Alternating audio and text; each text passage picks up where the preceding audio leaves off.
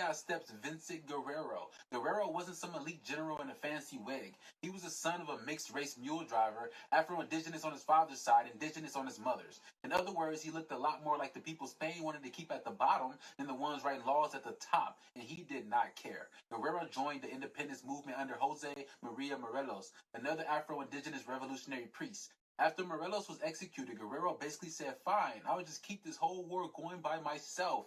And he did, for years. With no money, no supplies, and no formal army, just guerrilla tactics, and an army made up of the people Spain thought didn't matter.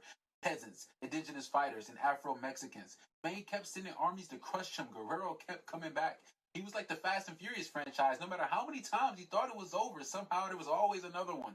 Eventually, even he at least realized, okay, we can't actually win independence without this guy. Look at him, he's dominating.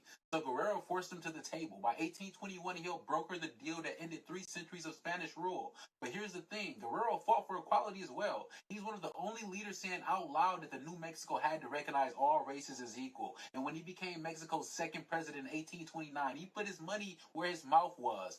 He officially abolished slavery. He called for indigenous rights. He pushed back against the same racial hierarchy the Spaniards left behind. Think about that.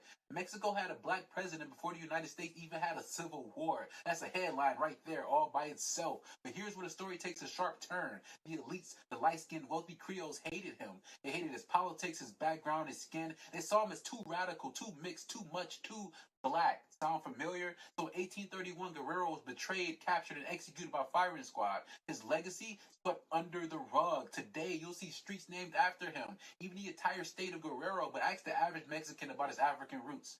Crickets. It's the ultimate historical gaslight. Yes, we honor him, but no, let's not talk about the part where he was black. And that's the pattern. Afro-Mexicans were erased from the census, and their greatest hero was dropped out of the national